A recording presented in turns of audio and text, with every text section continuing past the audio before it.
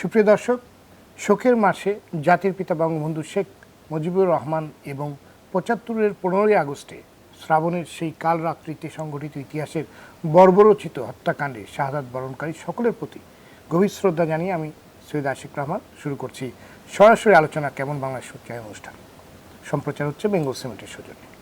দর্শক, এক সাক্ষাৎকারে বঙ্গবন্ধুকে তার শক্তির উৎস এবং দুর্বলতা সম্পর্কে জিজ্ঞেস করা হয়েছিল।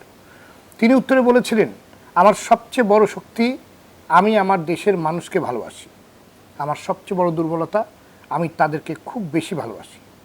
এর থেকে বোঝা যায় দেশ এবং দেশের মানুষের প্রতি বঙ্গবন্ধুর আবেগ, মমত্ব, ভালোবাসা কতটা গভীর ছিল। শোষিত মানুষের অধিকার আদায়ের জন্যে, এদেশের মানুষের অর্থনৈতিক মুক্তির জন্যে, বৈষম্যমুক্ত একটি দেশ নির্মাণের স্বপ্নে বঙ্গবন্ধু তার জীবনের ৪,৬৮২টি দিন কাটিয়েছেন জেলে। সহ্য করেছেন অমানবিক নির্যাতন। পাকিস্তানিরা বন্দী বঙ্গবন্ধুকে হত্যা করতে সাহস করেনি, অথচ স্বাধীন বাংলাদেশে মাত্র ৩.৫ বছরের মাথায় নৃশংসভাবে হত্যা করা হয়েছে দেশ অন্তঃপ্রাণ এই মানুষটিকে। ৭৫ পরবর্তী দীর্ঘ একটি সময় বঙ্গবন্ধুর আদর্শ চর্চার সুযোগ বঞ্চিত হয়েছে এদেশের মানুষ। গত এক যুগ ধরে বঙ্গবন্ধুর গড়া দল আওয়ামী লীগ ক্ষমতায় আছে, কর্মী সমর্থক বহুগুণ বেড়েছে এই এক যুগে।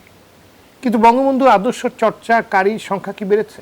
দেশপ্রেম, দেশের মানুষের অধিকার প্রশ্নে আপোষহীনতা, বিশ্বের বুকে দেশকে মর্যাদার আসনে প্রতিষ্ঠিত করা, অন্যায় অবিচারের বিরুদ্ধে রুখে দাঁড়ানো, সততা, সুশাসন, নির্লোভ, এগুলোই তো বঙ্গবন্ধুর আদর্শ। এর চর্চা কতটুকু হচ্ছে? উল্টো বঙ্গবন্ধুর নাম ভাঙিয়ে শত শত ভুইফোর সংগঠন গড়ে তোলা হচ্ছে।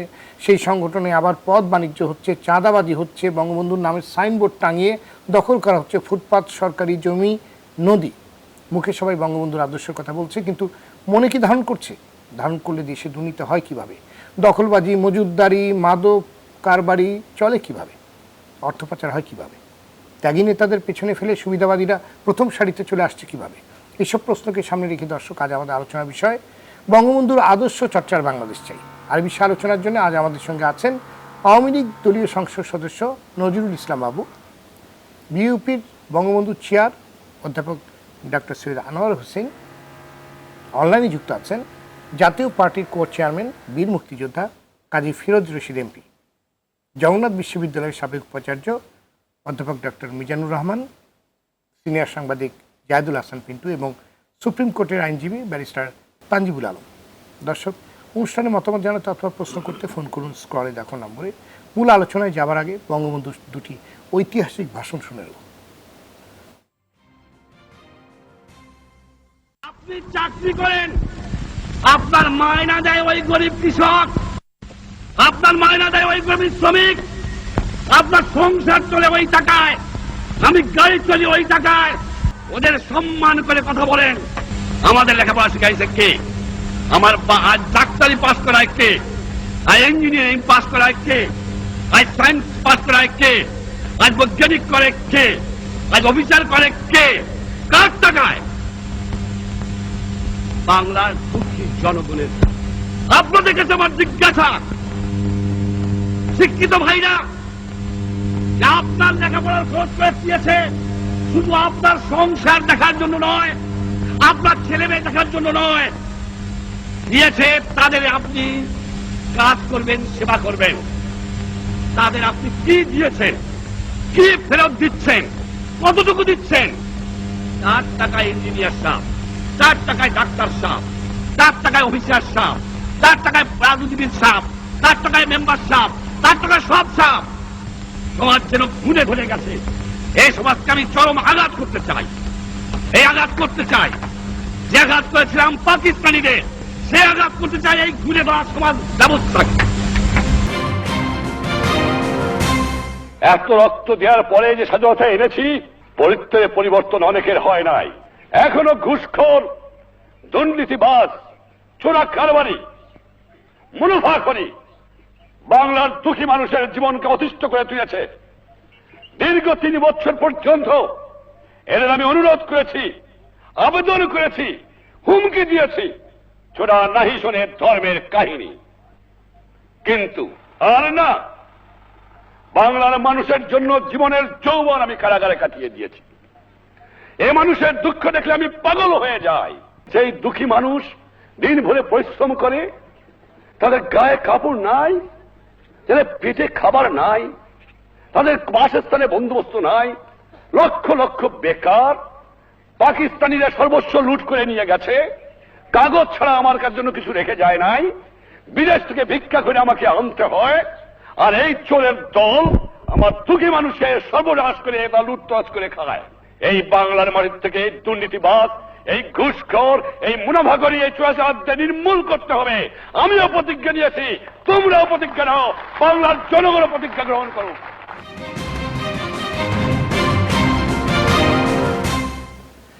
বঙ্গবন্ধুর ভাষণের অংশবিশেষ শুনলাম, এবার যাচ্ছি মূল আলোচনায়। জনাব ফিরোজ রশিদ এমপি, আপনি তো মুক্তিযুদ্ধ করেছেন, বঙ্গবন্ধুকে খুব কাছ থেকে দেখেছেন। বঙ্গবন্ধুর আদর্শ আসলে কি ছিল, সেই আদর্শের চর্চা এখন কতটুকু হচ্ছে? ধন্যবাদ। আমাদের প্রিয় নেতা জাতির জনক বঙ্গবন্ধুর শতবার্ষিকী উপলক্ষে আপনাদের এই আলোচনা সভায় যারা উপস্থিত আছেন, বিশেষ করে আমাদের জগন্নাথ বিশ্ববিদ্যালয়ের সাবেক ভাইস চ্যান্সেলর মিজান ভাই, আমাদের অত্যন্ত আপনজন দেশের একজন নামকরা সাংবাদিক পিন্টু ভাই সহ আপনারা যারা আছেন, আলোচক বৃন্দ সবাইকে আমি দেখতে পাচ্ছি না, ধন্যবাদ জানাচ্ছি। বঙ্গবন্ধু ভাষণটা শুনলেন, এর থেকে জনগণের পক্ষে, সাধারণ মানুষের পক্ষে কোনো ভালো কথা বলার কি কিছু আছে? সেদিন বঙ্গবন্ধু বাঙালি জাতির মুক্তির মহানায়ক ছিলেন। আমরা তো এই জাতি কোনোদিন স্বাধীন ছিল না, শত শত বছর যাবৎ আমরা পরাধীনতার শৃঙ্খলা আবদ্ধ ছিলাম। বহু আন্দোলন সংগ্রাম এদেশে হয়েছে, একটার পর একটা বিপ্লব হয়েছে, হাজার হাজার বিপ্লবীরা জীবন দিয়েছে। সিপাহী বিদ্রোহ হয়েছে 2 বার, সন্ন্যাস বিদ্রোহ হয়েছে, ফকি বিদ্রোহ হয়েছে, বাঁশের কেল্লা মানে তিতুমির বিদ্রোহ করেছেন, সূর্য সেন বিদ্রোহ করেছে, ফাঁসি মঞ্চে কত শত বিপ্লবীরা জীবন দিয়েছে। ক্ষুদিরাম ঝুলে গেছে, কেউ কি স্বাধীনতা দিতে পারছে? পারে নাই। অবশেষে সূর্য সেন চিটাং রাস্তাকে লুণ্ঠন করে কিন্তু স্বাধীনতা দিতে পারে নাই। কিন্তু ওই বঙ্গবন্ধু, যিনি সারাটা জীবন আন্দোলন সংগ্রাম করে তার সমস্ত জীবনটায় জেল জুলুম সহ্য করেছেন, কেন? বাংলার মানুষের মুখে হাসি ফোটানোর জন্য। বঙ্গবন্ধু জানতেন যে পরাধীন জাতি কখনো মাথা উঁচু করে দাঁড়াতে জানে না, তারা উন্নয়নের স্বপ্ন দেখতে পারে না বা দেখাতেও পারে না, তারা নিজেদের ভাগ্যের পরিবর্তনের কথা চিন্তাও করতে পারে না। তারা শুধু বেঁচে থাকার জন্য লড়াই করতে পারে, জাস্ট আমি পেটে একটা ভাত খাইলাম যেভাবে পারি, এইভাবে। বঙ্গবন্ধু এটা চান নেই। উনি পাকিস্তানের বিরুদ্ধে বারবার আন্দোলন করতেন, সবসময় উনি কিন্তু কারাগারে ছিলেন অধিকাংশ সময়। তারপর বঙ্গবন্ধু 6 দফা দিলেন। এই 6 দফা দেবার ছিল, 6 দফাটাই ছিল বাঙালির মুক্তির সনদ। এবং তারপরে আমরা বুঝতে পারলাম যে 1963 সালে যখন ঢাকা এসে জগন্নাথ কলেজে ভর্তি হলাম, যেখানে মিজান ভাই ভাইস চ্যান্সেলর ছিলেন, তখন 12,000 ছাত্র, আমাদের উর্দু কথা বলতে হতো। এই সমস্ত সদরঘাট বলেন, ইসলামপুর বলেন, পাটুলি বলেন, নবাবপুর বলেন, আশেপাশে কিছু হিন্দু পরিবার ছাড়া সমস্ত ব্যবসা বাণিজ্য সব গুলিস্তান তাদের দখলে, সব অবাঙালিদের। বোম্বাইয়া বলেন, ভারতীয় অবাঙালি বলেন, পাকিস্তানি বলেন, তাদের দখলে ছিল। 22 পরিবার এই দেশটা শোষণ করেছে। তাদের বিরুদ্ধে কিন্তু আন্দোলনটা খুব কঠিন ছিল। এখন যেমন আমরা কথায় কথায় বলি, আমাদের প্রধানমন্ত্রী আছেন, আমাদের মন্ত্রী সাহেব আছেন, আমাদের পুলিশ আছে, র্যাব আছে, আমাদের ভয় কিসের? আরে আমাদের তো কেউ ছিল না। আমাদের পিছনে আমরা যদি মাইর খাইতাম, আমাদের উল্টে আমাদের নামে মামলা হইতো, এবং আমাদের বেল দেওয়ার কোনো লোক ছিল, বেল দেওয়ারও কোনো উচিত ছিল না। এইভাবে আমরা মা মারা বাপসারা লোকগুলো আমরা স্বাধীনতার প্রস্তুতি ছিলাম। বঙ্গবন্ধু ডাকে সেদিন আমরা মুক্তিযুদ্ধে ঝাঁপিয়ে পড়েছিলাম। 25 মার্চ রাত্রে, সেদিনও শেষ সময় বঙ্গবন্ধু বাসা থেকে নুরুল সিদ্দিকী, আমি, আব্দুল কুদ্দুস মাখন, মহসিনে যে মারা গেল, বাংলা একাডেমির পুরস্কার পাইছিল, নাট্যকার ইকবালের ছাত্র ছিল, আমরা শেষ সময় তার সালাম করে আসলাম। কারণ আমরা মোহাম্মদপুরে সাদি মোহাম্মদের বাসায় গেছিলাম মিটিং করতে, ওখান থেকে আসলাম। আমরা আসার পরে সাদি মোহাম্মদের বাপকে মারলো, ওই বাসা ধ্বংস করে দিল। তা এখান থেকে বঙ্গবন্ধুর পায়ে সালাম করে কিন্তু আমরা মুক্তিযুদ্ধে গেছি। আবার যুদ্ধ করে এসে তার পায়ের কাছে অস্ত্রটা আমরা সমর্পণ করেছি। পৃথিবী ইতিহাসে কোথাও নাই মুক্তিযোদ্ধারা, একজন গেরিলা যোদ্ধা তার প্রিয় অস্ত্র কারো কথায় তার পায়ের কাছে ছেড়ে দেয়। বঙ্গবন্ধু অবর্তমানে বঙ্গবন্ধুর নেতৃত্বে দেশে যুদ্ধ হয়েছে, বঙ্গবন্ধু নামে আমরা যুদ্ধ করেছি, জয় বাংলা স্লোগান আমরা দিয়েছি। তা আজকে কি দেখতেছি দেখেন, মুখে মুখে আমরা সবাই বঙ্গবন্ধু আদর্শের কথাগুলি বলি, কিন্তু যে কথা যে বক্তৃতা বঙ্গবন্ধুর মুখে শুনলাম, এইটা কি কেউ আমরা অন্তর ধারণ করি? এই বাংলাদেশে কোনো মানুষ মালিক কি ব্যাংকের মালিক ছিল? স্বাধীনতার সুফল সেই ব্যাংক আজকে দেখেন প্রত্যেকে ব্যাংকের মালিক। এই ব্যাংকের মালিকরা ওই ব্যাংক থেকে টাকা নেয়, এখানে তানজিব আছে, বেশি তানজিব এসে জানে ওই ব্যাংকের মালিক এই ব্যাংক থেকে টাকা নেয়। অতএব চোরসদের হালি এক চোরে বিয়ে করে আরেক চোরের শালি। হ্যাঁ, তা অতএব এই টাকা কি করে? হাজার হাজার কোটি টাকা দিয়ে তারা বিদেশে পাড়ি দিচ্ছে। কোন দেশের না গেছে? এত দেশের নাম কইয়া আপনাদের সময় নষ্ট করে, মূল্যবান সময় সবাই জানেন। তা আমরা কি এই জন্য স্বাধীন করছিলাম? এই জন্য 30 লক্ষ মানুষ জীবন দিছিল? এই জন্য কি বঙ্গবন্ধুই ভাষণ? বঙ্গবন্ধুকে যে রাত্রে মারা হয়েছে 15 আগস্ট, ওই রাত্রে 12:30টার সময় বঙ্গবন্ধুর বাসা থেকে শেখ ফজলুল হক মনির নেতৃত্বে আমরা শেষ আসলাম। পরের দিন বিশ্ববিদ্যালয়ে বঙ্গবন্ধু যাবেন। আমি তখন যুবলীগের সেক্রেটারি জেনারেল ঢাকা সিটির। টান উত্তেজনা, আগের দিন জাসদ বোমা বাস্ট করছে ঢাকা বিশ্ববিদ্যালয়ে। আমরা সারাদিন বসে মিটিং করেছি, বঙ্গবন্ধু কানে গেছে, বঙ্গবন্ধু বলছে ওদের সবাই আমার কাছে নিয়ে আসো। এই সৈয়দ রেজাউর রহমান, আমি যে অ্যাডভোকেট মেজবাউদ্দিন পরে হাইকোর্টের বারের প্রেসিডেন্ট হচ্ছিল, ও আমারই করেছে।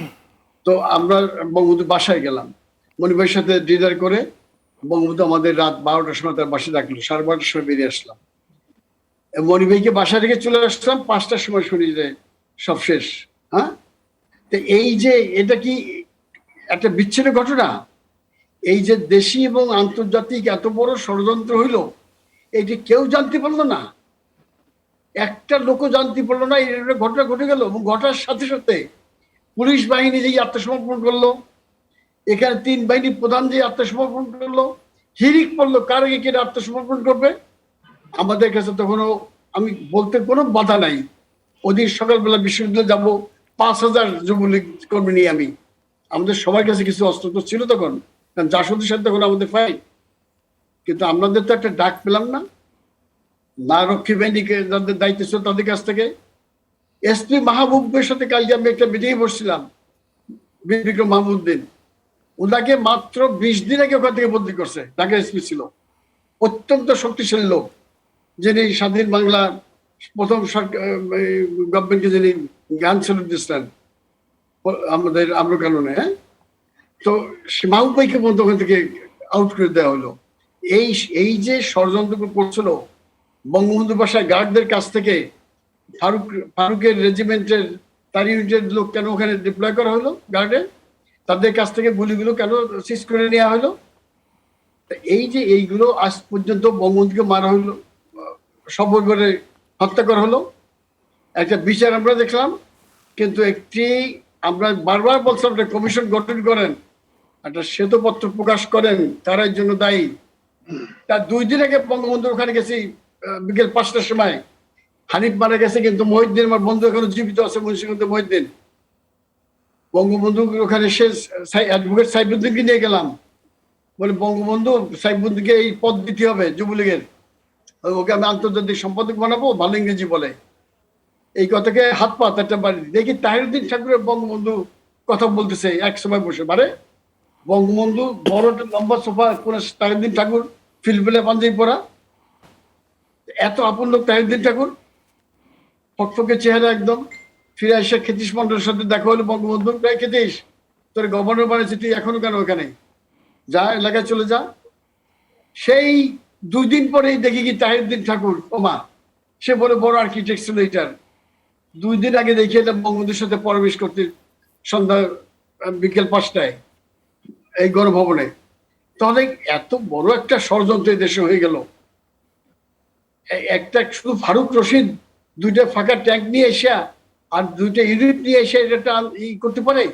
সেনাবাহিনীর প্রধান ছিল, তার আন্ডারে তো 46 ব্রিগেড ছিল, সেদিকে ডাক দিলে সবাই আসতো, 8 বেঙ্গল ঢাকা ছিল, সমস্ত কিন্তু মুক্তিযোদ্ধারা ছিল। সেখানে ডাক দিলি তো সেনা প্রধান ডাক দিলে কে না আসে? 46 ব্রিগেড কমান্ডার ডাক দিলে কে না আসে? সে মার্চ করলিতে হয়ে যেত। রক্ষী বাহিনী দাঁড়িয়ে রইলো, তাদের কাছে সংগ্রহ রাইফেল সব 4000 রক্ষী বাহিনী দাঁড়িয়ে রয়েছে, একটা ট্যাঙ্ক নিয়ে সামনে দাঁড়াইছে, এবং সমস্ত রক্ষী বাহিনী ছিল কিন্তু আমাদের মুক্তিযোদ্ধা। একজনের কোনো কথা বলতো না কেন? এই উত্তরগুলো নিশ্চয়ই আমরা পাবো, এই উত্তরগুলো নিশ্চয়ই আমরা একদিন পাবো। ধন্যবাদ, আপনার কাছে আমি আবার আসবো। অধ্যাপক সৈয়দ আনোয়ার হোসেন, ছাত্র জীবন থেকেই বঙ্গবন্ধু অন্যায়ের বিরুদ্ধে প্রতিবাদী ছিলেন। সেই আদর্শ ধারণ না করে উল্টো তার নামে স্লোগান দিয়ে বিভিন্ন ধরনের অন্যায় করা হচ্ছে, এটাকে আপনি কিভাবে দেখছেন? ধন্যবাদ। বেশ কিছুদিন আগে আমার একটি ছোট বই বেরিয়েছিল। বইটির শিরোনাম ছিল বঙ্গবন্ধু ও আজকের বাংলাদেশ। বইটির বিষয়বস্তু যা ছিল তা আজকে অনুষ্ঠান বিষয়বস্তুর অনুরূপ বলতে পারি। আপনি যে প্রশ্নটি আমাকে করেছেন তার যদি মোটা দাগে সোজা সাপটা উত্তর দিতে চাই, তাহলে আমার উত্তরটি খুবই তির্যক হবে, অনাকাঙ্ক্ষিত হবে। তবে আপনি বঙ্গবন্ধুর আদর্শ নিয়ে আজকে কথা তুলেছেন। আদর্শটা কি? আদর্শ হচ্ছে বেশ কিছু নীতি যা অনুকরণীয়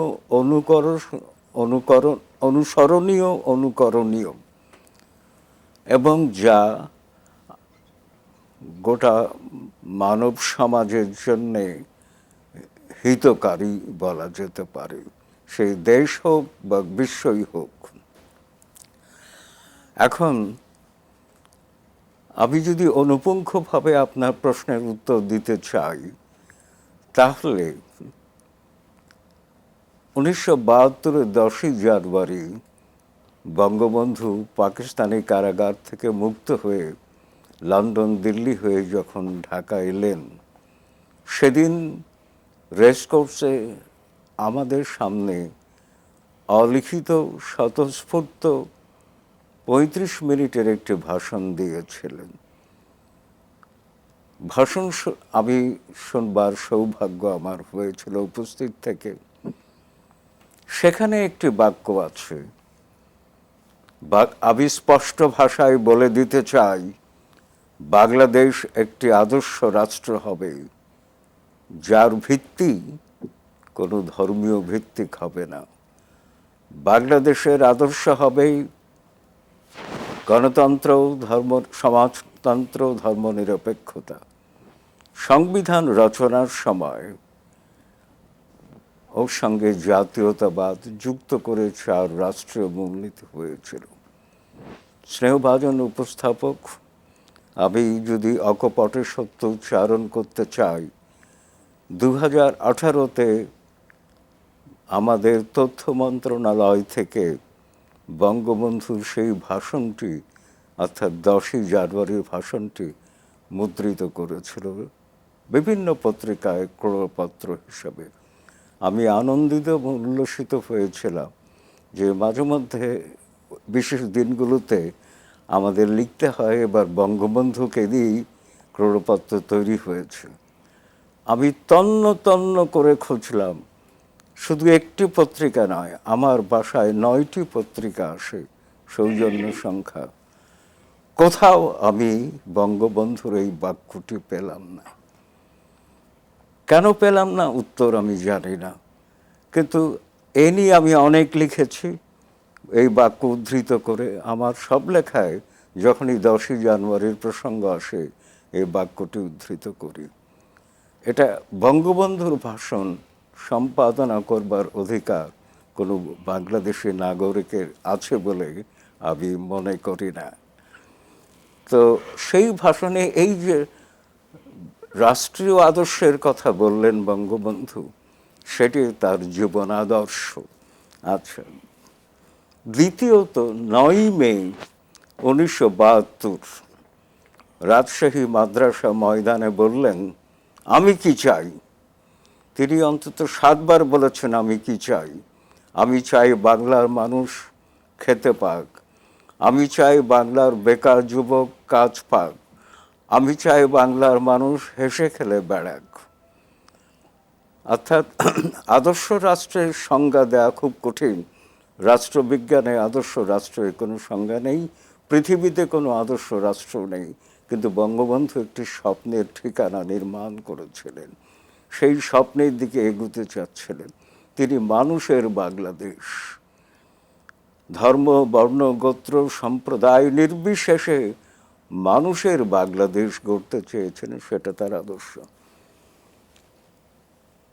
4 নভেম্বর 1972 তিনি বাংলাদেশ গণপরিষদে সংবিধান যখন অনুমোদিত হচ্ছে তখন একটি চমৎকার ভাষণ দিয়েছিলেন। সেখানে 4টি রাষ্ট্রীয় মূলনীতির কথা বলে দিলেন, তার আদর্শ, এবং একই সঙ্গে বললেন বাংলাদেশ রাষ্ট্রের আদর্শ ঠিক হয়ে গেছে, এই 4টি রাষ্ট্রীয় মূলনীতি। আবারও দুঃখের সঙ্গে বলছি, আমাদের একজন মাননীয় সাংসদ আছেন, কিছুদিন আগে আমাদের সংসদে বঙ্গবন্ধুর এই ভাষণটি শোনানো হয়েছিল টেপ, এবং সেই টেপে, এটা নেওয়া হয়েছিল বাংলাদেশ বেতার থেকে, সেই টেপে বঙ্গবন্ধু ধর্মনিরপেক্ষতা সম্পর্কে চমৎকার কিছু কথা বলেছিলেন, তা ছিল না। কেউ প্রতিবাদ করেনি, প্রতিবাদ করেছিলেন ফজলে হোসেন বাদশাহ।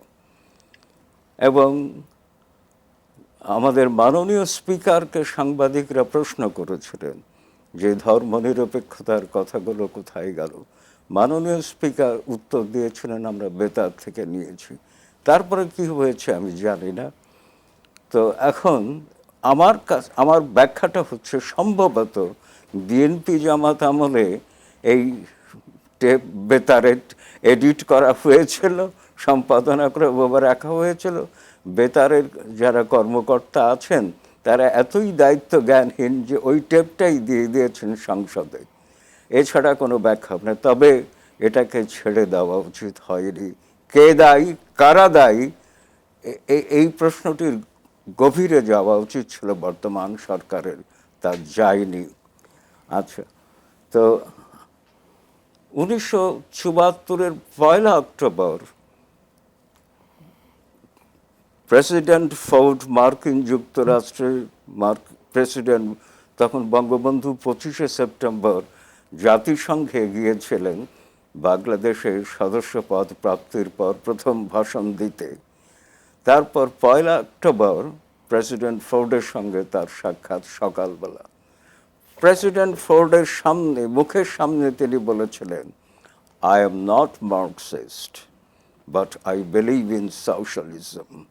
লক্ষ্য করুন, মার্কিন প্রেসিডেন্টের মুখের উপরে তার আদর্শের কথা বলে দিলেন। আচ্ছা, 1975-এর জুন মাসে আমাদের কমিউনিস্ট পার্টির প্রধান মোজাহিদুল ইসলাম সেলিম, যাকে তিনি বঙ্গবন্ধু খুব স্নেহ করতেন মত পথ আদর্শের ভিন্নতা সত্ত্বেও, সেলিমের সঙ্গে কথা হচ্ছে বঙ্গবন্ধুর। তো বঙ্গবন্ধু তো প্রায় মেঠো বাংলায় কথা বলতেন। তো সেলিমকে বললেন, সেলিম জানোস কদিন আগে মোশতাক আইছিল, কি কইছিল জানোস? কইছিল এত সমাজতন্ত্র ধর্ম নিরপেক্ষতা কইরো না, একটু আল্লাহ আল্লাহ করো, ব্যক্তি খাতকে গুরুত্ব দাও। আমি কি কইছি জানোস? আমি কইছি আমার কৃষক শ্রমিক যুদ্ধ করে প্রাণ দিয়ে দেশ স্বাধীন করেছে, তাদের ভাগ্যের উন্নয়নের জন্য আমি অবশ্যই ধর্মনিরপেক্ষতা সমাজতন্ত্র করব। তোর কথা শুনলাম না। তো এই যে নিজের আদর্শ, মানুষের আদর্শকে উন্নীত করে নিয়ে মহত্তর একটি আদর্শ নির্মাণ, এই বঙ্গবন্ধুর পক্ষে সম্ভব। জি, এবং তার আমরা আমাদের প্রশ্ন বঙ্গবন্ধুর আদর্শ এখন কিভাবে আমি চর্চিত আপনার প্রশ্নের উত্তর দেবার জন্যই আদর্শগুলোকে আগে ব্যাখ্যা করলাম। জি। এখন আমার আপনার প্রশ্নের প্রাসঙ্গিক উত্তরের পর্যায়ে আসবার চেষ্টা করছি। এখন আপনি বলুন, ওই যে 10ই জানুয়ারি বললেন বাংলাদেশে রাষ্ট্রের ভিত্তি কোনো ধর্মীয় ভিত্তিক হবে না। আমার সংবিধানে অবৈধ সামরিক স্বৈরাচারী হুসেইন মোহাম্মদ এরশাদ 8ম সংশোধনী দিয়ে রাষ্ট্রধর্ম ইসলাম করলেন। আওয়ামী লীগের সম্পূর্ণ বৈধ একটি দল, নির্বাচিত বৈধ দল, সেই আওয়ামী লীগ 2011-র 15তম সংশোধনীতে রাষ্ট্রধর্ম সংরক্ষণ করল। একটি সংসদীয় কমিটি হয়েছিল, বেগম সাজেদা চৌধুরী চেয়ারম্যান ছিলেন। সেই সংসদীয় কমিটিতে আমাকে ডেকেছিলেন। আমি 40 মিনিট কথা বলেছি, ইতিহাস থেকে যুক্তি দিয়ে তথ্য দিয়ে বলেছি যে আপনাদের পক্ষে উচিত হবে না এই রাষ্ট্রধর্ম ইসলাম করা, কিন্তু রাষ্ট্রধর্ম ইসলাম হয়ে গেল। রাষ্ট্রধর্ম যদি সংবিধানে থাকে তাহলে বঙ্গবন্ধুর ওই আদর্শটি কোথায় গেল? এক। জি, আমরা শুনবো, আমাদের একটি বিরতি নিতে হবে, বিরতির পরে এসে আপনার কাছ থেকে আরো বিস্তারিত অনেক শুনবো। কথা আছে। জি দর্শক, বেঙ্গল সিমেন্ট কেমন মানুষ চায় অনুষ্ঠান নিচ্ছি ছোট্ট একটি বিরতি, ফিরে আসছে অল্প সময়ের মধ্যেই, আমাদের সাথেই থাকুন।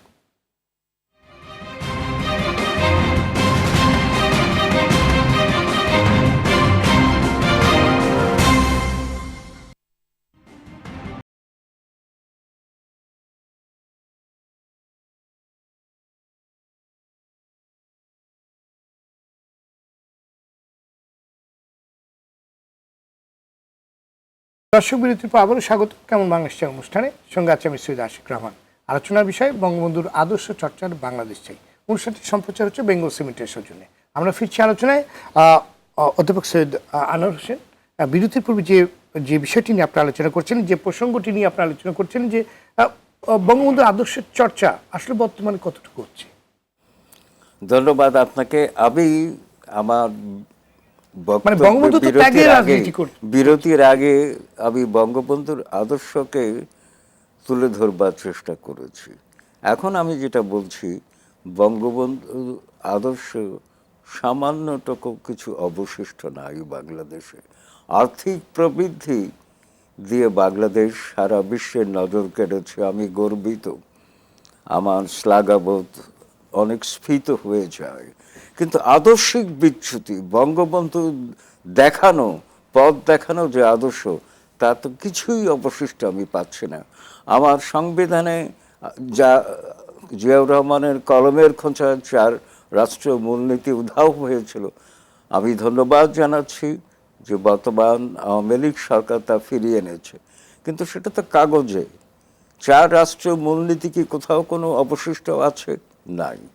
আচ্ছা, একটা সবচেয়ে বড় ন্যাক্কারজনক কাহিনী, আওয়ামী লীগ হচ্ছে বাংলাদেশের একমাত্র প্রাচীন এবং তৃণমূল লগ্ন দল।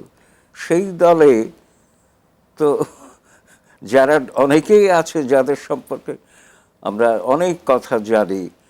এই যে বিশেষ করে আমি একটি বিষয়, কিছুক্ষণ আগে আমরা কথা বলছিলাম, পোস্টার সংস্কৃতি। গণতান্ত্রিক সরকারে কখনোই পোস্টার সংস্কৃতি থাকে না, এবং ভারতেও পোস্টার নাই। আমার দেশে পোস্টার কারা ছাপে? যারা অত্যন্ত নিন্দনীয় প্রশ্নবিদ্ধ মানুষ হিসেবে আওয়ামী লীগে আছে, তারা পোস্টার ছাপে, এবং তাদের নিজেদের ছবি এত বড়, বঙ্গবন্ধুর ছবি এতটুকু, মাননীয় প্রধানমন্ত্রীর ছবি এতটুকু, এবং সেই পোস্টার আবার পায়ের তলায় পড়ে। আমি সেই জন্য জানছি, আমার বিনীত এবং স্বনির্বন্ধ অনুরোধ মাননীয় প্রধানমন্ত্রীর কাছে, আপনি অনতিবিলম্বে এই পোস্টার সংস্কৃতি, অপসংস্কৃতি বন্ধ করুন, কারণ এটা বঙ্গবন্ধুর অবমাননা, আপনার অবমাননা এবং রাষ্ট্রীয় সম্পদের অপচয়। জি ধন্যবাদ, আমি আপনার কাছে আবার আসবো।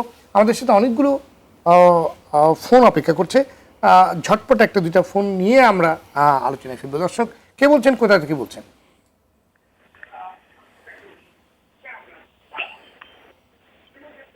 দর্শক মণ্ডলী শুনতে পাচ্ছেন? জি জি, আসসালামু আলাইকুম। ওয়ালাইকুম আসসালাম। আমি লায়ন মোহাম্মদ আব্দুল কাদের জিলানী, বাংলাদেশ শ্রমজীবী পার্টির সভাপতি। আমি প্রশ্ন করতে চাই, জি বলুন।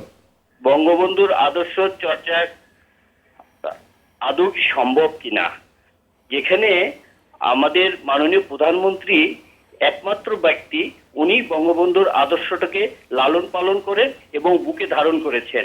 আমার প্রশ্ন হলো, বাংলাদেশ আওয়ামী লীগে পুরো সরিষার ক্ষেতের মধ্যে ভূত, এই ভূতটাকে কিভাবে সরানো সম্ভব? ধন্যবাদ। আপনার প্রশ্ন আমরা বুঝতে পেরেছি, আমরা প্রশ্ন উত্তর খোঁজার চেষ্টা করব। জনাব নজরুল ইসলাম বাবু, বঙ্গবন্ধু আজীবন ত্যাগে রাজনীতি করেছেন, কিন্তু এখন দেখা যাচ্ছে রাজনীতিবিদরা অল্প দিনের মধ্যেই ধনী হয়ে যাচ্ছে, কিংবা ধনী হওয়ার একটি আপনার মানে একরকম অস্বাভাবিক আচরণ কিংবা তাদের মধ্যে আমরা দেখছি, অথচ মুখে সারাক্ষণ বঙ্গবন্ধুর আদর্শের কথা বলছে। এটাকে আপনি কিভাবে দেখছেন? এবং অধ্যাপক সৈয়দ আনোয়ার হোসেন স্যার যে কথাটি বললেন, যে এই যে পোস্টার, একটা পোস্টার, বিশাল বড় পোস্টার, সেই পোস্টারে বিশাল বড় ছবি আর বঙ্গবন্ধুর ছবি এক কোনায়, কিংবা মাননীয় প্রধানমন্ত্রীর ছবি এক কোনায়, আবার কিছুদিন পর সেই পোস্টার আমরা মাটিতে আপনার লুটাতে দেখি। আপনার কাছে শুনতে চাচ্ছি, আপনার বিশ্লেষণ শুনতে চাচ্ছি। আপনাকে ধন্যবাদ। এখানে স্যার বলেছেন, আমাদের শ্রদ্ধেয় জনাব ফিরোজ রশিদ সাহেব বলেছেন, এখানে আরও বলার মতো অনন্য ব্যক্তিত্ব রয়েছেন। আমাদের জগন্নাথ বিশ্ববিদ্যালয়ের সাবেক ভিসি মিজানুর রহমান স্যার আছেন, আমাদের ব্যারিস্টার সাহেব আছেন, ওনারা বলবেন। কিন্তু আমি শুধু আপনাকে বলতে চাই, এই আপনি আমাকে প্রশ্ন করেছেন রাজনীতিবিদরা বড়লোক হয়ে যাচ্ছে খুব দ্রুত, আর আমি উল্টো বলি, এখন বড় লোকেরাই রাজনীতি করতে আসছে, যার কারণে নিজের কোনো আলো নেই বলেই অন্যের আলোতে আলোকিত হওয়ার জন্য আদর্শ বিচ্যুত হয়ে এই ধরনের অপকর্মের সাথে নিজেকে সম্পৃক্ত করছে। কিন্তু কেন হলো? জাতির পিতা বঙ্গবন্ধুকে হত্যা করা হলো কেন? এই প্রশ্নের জবাবটা যদি আপনি দিতে পারেন, তাইলে মনে করবেন এটা খুব ইজি। সেই কারণেই আজকে এগুলি হচ্ছে। জাতির পিতা বঙ্গবন্ধু শেখ মুজিবুর রহমানকে যদি হত্যা করতে না পারতেন, বা উনি যদি আজকে এইভাবে আমাদের কাছ থেকে বিদায় না নিতেন, তাহলে রাজনীতির স্রষ্টা হিসাবে উনি যে বাংলাদেশটা সৃষ্টি করেছেন, উনি ওনার মতো করে সাজাতে পারতেন। উনি যেভাবে ধর্ম, বর্ণ, বিবেচনাবোধ, আত্মসংযম, বিবেক, বুদ্ধি সব কিছু সম্ভার করে উনি যেভাবে চিন্তা করেছেন, সেভাবে তিনি চেয়েছিলেন কল্যাণমুখী একটি রাষ্ট্র, যে রাষ্ট্র পৃথিবীতে নেই, কিন্তু তিনি এটা তৈরি করতে চেয়েছিলেন। কিন্তু তিনি পারতেন। কেন পারতেন? তিনি তো এক আঙ্গুলের নির্দেশনায় বাংলাদেশের 7 কোটি মানুষকে একসাথে করতে পেরেছেন। সেই কারণে তিনি পারতেন। তিনি কেন পারতেন? তিনি নিজেই নিজের আদর্শ দিয়ে এদেশের 7 কোটি মানুষকে তিনি তার নিয়ন্ত্রণে, রাজনৈতিক নিয়ন্ত্রণে এবং 7 কোটি মানুষের স্বার্থে কথা বলে তিনি এটা জনগণকে বুঝাতে সক্ষম হয়েছেন। কিন্তু আজকের বাস্তবতা কিন্তু ভিন্ন। যারা বঙ্গবন্ধুকে হত্যা করলেন, তারা রাষ্ট্র পরিচালনা করলেন দীর্ঘদিন, কখনো খালেদা জিয়ার নামে, কখনো জিয়াউর রহমানের নামে, কখনো এরশাদের নামে। এইভাবে আমরা ধারাবাহিক দেখলাম বাংলাদেশের এই 50টি বছর কেটে গেল স্বাধীনতার পর। কিন্তু মাননীয় প্রধানমন্ত্রী আজকের, তিনি 96 সালে রাষ্ট্র পরিচালনা করেছিলেন, যথার্থই করতেছিলেন, ভালোই করতেছিলেন, ভালোই হয়েছিল আমাদের বিবেচনায়। কিন্তু আবার আমরা দেখলাম গুনে ধরেছে, লুটপাট হয়ে গেল, আবার হায়নার হাতে দেশটা পড়ে গেল। এখন আমার প্রশ্ন, যারা রাজনীতিই করতেন না, বা রাজনীতির গুপ্তচোরা, রাজনীতির হত্যাকারী, যারা বঙ্গবন্ধু শেখ মুজিবকে হত্যা করার মতো মন মানসিকতা রাখেন, তারা কিন্তু দলছুট হয়ে আবার নতুন দলে নাম লিখিয়ে নিজেকে এই ধরনের যে আলোচনা আপনারা করতে চান আজকে, এই চাঁদাবাজি বলেন, মাস্তানি বলেন, নতুন দল বলা বলেন, এই অন্যের আলোতে আলোকিত হওয়ার জন্য, নিজেকে প্রকাশিত করার জন্য রাজনৈতিক বহির্ভূত কর্মকাণ্ড পরিচালনা করা, এগুলো তো সেদিন থেকে শুরু হয়েছে। এটা আজকে নতুন কিছু নয়। আজকে আপনি যে কথাটা বলছেন, বঙ্গবন্ধুর আদর্শিক যারা, তারা আওয়ামী রাজনীতি করছে, এটা আমরা যতটুকু না বলি, আমরা যতটুকু না পাবি, আমি দেখি যারা বঙ্গবন্ধুকে হত্যাকারী বা হত্যার সাথে সম্পৃক্ত থেকে অন্য রাজনীতির সাথে সংশ্লিষ্ট ছিল, তারা এটা বেশি বেশি বলে প্রশ্নবিদ্ধ করতে চান আওয়ামী লীগকে, যেটা আজকে 50 বছর যাবৎ শুরু হয়েছে। আপনি নিজেই বলুন যে যারা আমাদেরকে জ্ঞান দেওয়ার চেষ্টা করেন, ওনাদের কাছে আমার বিনীতভাবে জিজ্ঞাসা যে জাতির পিতা বঙ্গবন্ধু সারা পৃথিবীর কাছে অকৃত্রিম ভালোবাসার একটা মূর্ত প্রতীক, আমাদের স্বাধীনতার স্বপ্নসাদ, এদেশের 7 কোটি মানুষের মনের আশা পূর্ণকারী, ওনাকে হত্যা করলেন যারা, ওই হত্যাকারীরা যখন বিভিন্ন দল করেছেন, বন্দুকের নল নিয়ে ক্ষমতায় এসে যারা মসনদে বসে জাতির পিতার হত্যার বিচার পর্যন্ত করতে চাননি, বরঞ্চ বঙ্গবন্ধুর হত্যার বিচার হবে না এই মর্মে ইন্ডিমিনিটি পাস করেন, তাদের আবার রাজনীতিটা কি, তাদের আবার আদর্শটা কি, তারা কি রাজনীতি করতে চায় আর কি আশার বাণীটা আমাদেরকে দিতে চায়, সেই প্রশ্নের জবাবগুলি যদি আমরা পরিষ্কার হতে পারতাম, তাহলে এদেশ কল্যাণমুখী রাষ্ট্র হিসাবে আজকে বঙ্গবন্ধুর কন্যা আমাদের কাছে প্রস্তুত করে দিতে পারতেন। আমার মনে হয় এই বিষয়গুলো আপনারা গভীরভাবে বিবেচনা করা দরকার। আমাদের সাথে আরেকটি কথা বলে আমি শেষ করতে চাই। আরেকটা প্রশ্ন হলো যে আমি আসবো, আবার আমার অনেকগুলো ফোন অপেক্ষা করছি, ঝটপট 2-1টা নিয়ে আমি আপনার কাছে সময় দিলেন না। আবার আসছি আপনার কাছে। দর্শক কে বলছেন, কোথা থেকে বলছেন? হ্যালো, আসসালামু আলাইকুম। ওয়ালাইকুম আমি কুড়িগ্রাম থেকে বলছিলাম, আব্দুর রহমান। জি, বলুন। আব্দুর রহমান, কুড়িগ্রাম থেকে বলছিলাম। বলুন। জি, আমরা তো বঙ্গবন্ধুর আদর্শ নিয়ে বাংলাদেশে এখন চলছে, কিন্তু আমরা লাস্ট এই 14ই আগস্ট 15 আগস্টের আগের দিন একটা বাংলাদেশের বেসরকারি টেলিভিশন চ্যানেলে একটা প্রোগ্রাম দেখছিলাম বঙ্গবন্ধুর আদর্শের উপরে। সেখানে 8 জন গেস্ট ছিলেন, মন্ত্রী, সাথে একজন মেয়রও ছিলেন। সেই প্রোগ্রামে, যেখানে বঙ্গবন্ধুকে নিয়ে একটি প্রোগ্রাম হয়, সেখানে প্রোগ্রামে ইভেলির মতো একটি স্পন্সর থাকে। এই ইভেলি হচ্ছে বাংলাদেশে এখন দুর্নীতিতে তাদের মোস্ট ওয়ান্টেড একটা এবং চিহ্নিত, এবং এখানে বাংলাদেশের অনেক লোকের হচ্ছে এখানে অনেক পুঁজি নষ্ট হয়ে গেছে এবং অনেক দরিদ্র লোক, অনেক টাকা পয়সার লোক ইনভেস্ট করে তাদেরকে ঠকিয়েছে। এই দেশে এই ধরনের একটা প্রোগ্রামের অবস্থা কেউ কিছু বলছে না, এটি কিভাবে সম্ভব? মানে বঙ্গবন্ধুর আদর্শের। জি, আমরা আপনার উত্তরটি নেওয়ার চেষ্টা করব। ধন্যবাদ জনাব নজরুল ইসলাম বাবু, আপনি যে প্রসঙ্গটা নিয়ে আলোচনা করছিলেন কন্টিনিউ করে, এবং আমাদের দর্শকের এই প্রশ্নটা কিন্তু যথাযথ। আমি কিন্তু সেটাই বলেছি যে ইবালি আজকে ঠকবাজ, ওনারা মানুষকে ঠকাচ্ছেন। যদি এটাই সত্য হয়, তাহলে আজকে তারা এখানে কিভাবে জনসমক্ষে একটা টেলিভিশনে কিভাবে তারা পশ্চাৎপদ হয়ে এত বড় একটা প্রোগ্রামকে অনুদান দেন? আপনি নিজে থেকেই সততার কথা যদি চিন্তা করেন, ওনাদেরকে আপনারা ডাকবেন কেন? ওনাদেরকে কেন আপনারা এইসব ফ্যাসিলিটিসগুলি দিতে চান? অর্থাৎ এখানেই আমার প্রশ্ন যে বঙ্গবন্ধুর আদর্শকে যারা সেদিন হত্যা করার চেষ্টা করেছিল, তারা এখন পর্যন্ত সেই পথে আছেন। আদর্শিক কর্মীরা কিন্তু আমরা কিন্তু কাজ করে যাচ্ছি। আমরা বঙ্গবন্ধুর আদর্শের কাজ যদি না হতো এদেশে, তাহলে আজকে খেটে খাওয়া মানুষ প্রত্যাশার ঠিকানা পেতেন না। আজকে বঙ্গবন্ধুর কন্যা বাংলাদেশের প্রধানমন্ত্রী হওয়ার কারণেই কিন্তু আজকে করোনা ভাইরাসের মধ্যেও না খেয়ে মানুষ নেই। এবং তিনি চিন্তা করেন একটি মানুষও ঘর ছাড়া থাকবে না, তাদেরকে ঘর করে দিচ্ছেন, বাড়ি করে দিচ্ছেন। বিভিন্ন সময়ে যে কর্মসূচিগুলি নেওয়া হচ্ছে, এগুলি কিন্তু রাষ্ট্রের প্রতিটি জনগণের দিকে চিন্তা করে, বিবেচনা করে। এখানে হরিলুট লন্ডভন্ড বাংলাদেশ করার কোনো সুযোগ নেই, যেটা অতীত সরকারগুলি করে গিয়েছেন। কিন্তু এখন প্রশ্ন হলো যে আমরা আদর্শ বলতে কি বুঝি? এখন এই ব্যাংক লুট হচ্ছে কেন? এখন এই যে কানাডায় বাড়ি হচ্ছে কেন? এখন সিঙ্গাপুরে বাড়ি হচ্ছে কেন? কানাডা বাড়ি কেন? কানাডা যারা বাড়ি করছে, এই যে কার সময় হয়েছে? ফিরোজ ভাই, কারো সময় না, কারো সময় না। আপনার কিন্তু কানাডাতে বাড়ি নাই। এই বাংলাদেশে আপনার মতো যারা স্বাধীনতা যুদ্ধে সামনের সারিতে যুদ্ধ করেছে, তাদের কিন্তু বাড়ি নেই। বাড়ি যাদের, তারা এলো এদেশের আমলা। তারাই বিভিন্ন, শুধু আমলা না, রাজনীতির পট পরিবর্তনকারী বেনিফিশিয়ারি গ্রুপ। একজনও থাকবে না, না, এরকম না।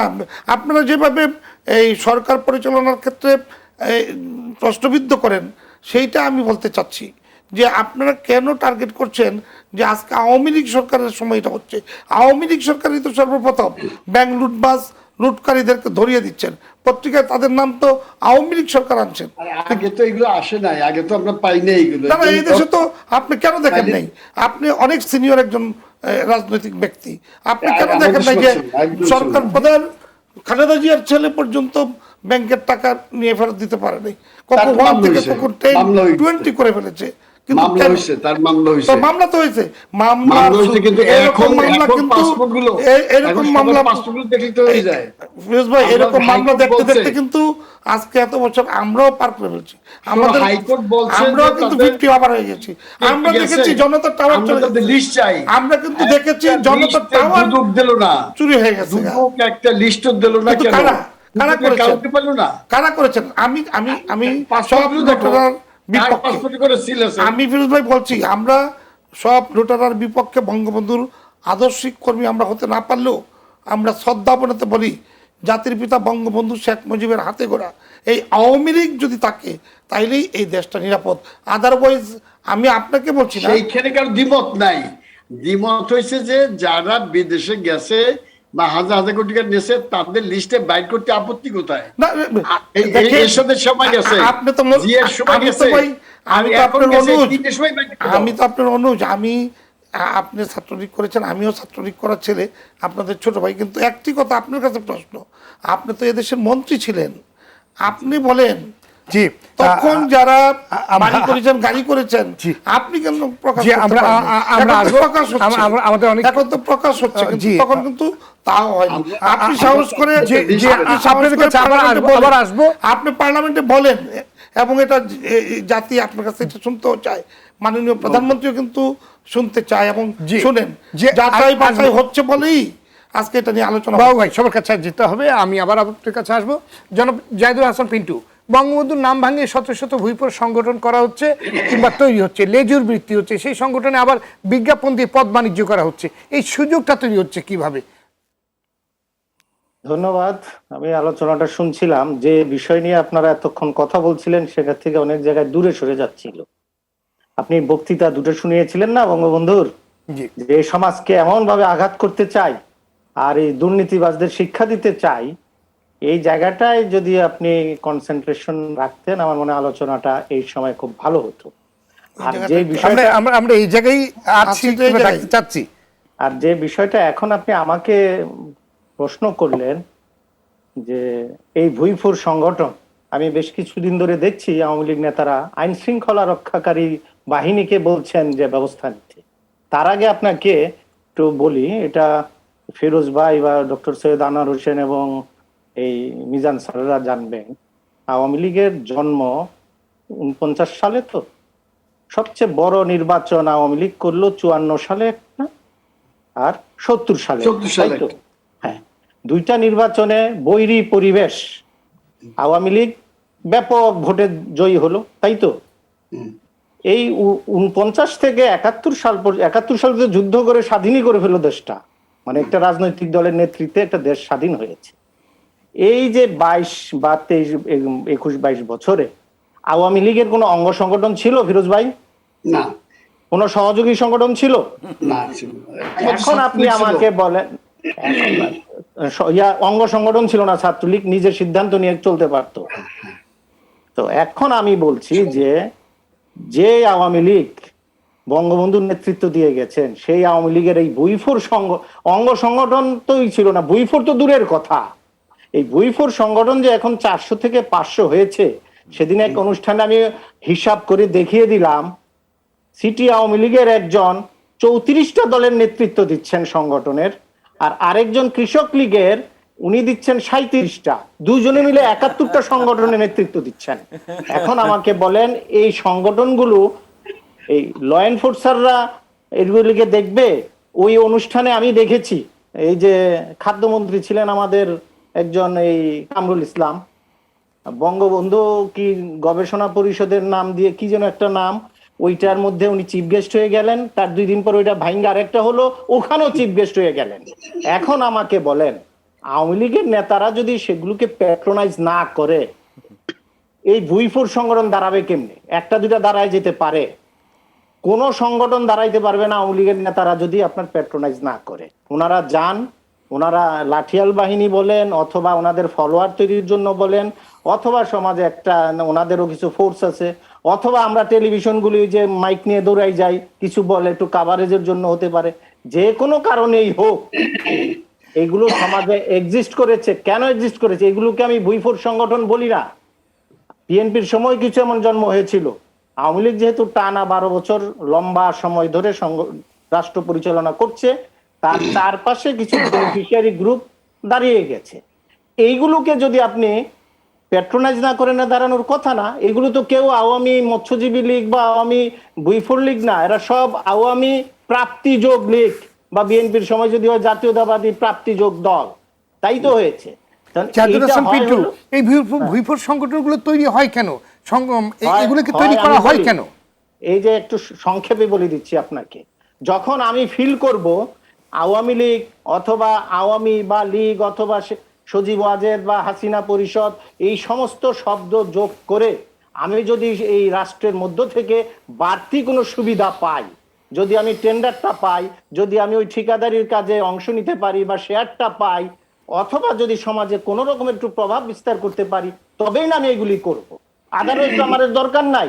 আওয়ামী লীগ এগুলোকে, আওয়ামী লীগের সংগঠন আছে 11টা, মানে ওই যে সহযোগী বা ভাতৃপ্রতিম সংগঠন, এর বাইরে তো এগুলি দরকার ছিল না। তো এগুলি হয়েছে এবং আওয়ামী লীগ এগুলিকে বাধা দেয় নাই। 2011 সাল থেকে এগুলো আমরা বলে আসছি, এবং বারবার আওয়ামী লীগ নেতৃত্ব বলেছে যে আমরা আইন শৃঙ্খলা বাহিনীকে বলেছি তাদের বিরুদ্ধে ব্যবস্থা নিতে। ব্যারিস্টার তানজিব এখানে আমার ভুল হইলে মনে করি শুধরিয়ে দিবেন। বাংলাদেশের সংবিধানের 38 অনুচ্ছেদ অনুযায়ী যে কোনো ব্যক্তি সংগঠন করার রাইট রাখে। আমি যদি একটা সংগঠন করি, আপনি আটকাবেন কিভাবে? পুলিশ ধরবে কিভাবে? আমি যদি ক্রিমিনাল অফেন্স করি, তাহলে তো আপনি এমনিই ধরতে পারেন, তাই না? সেটার জন্য পুলিশকে তো বলার দরকার নাই।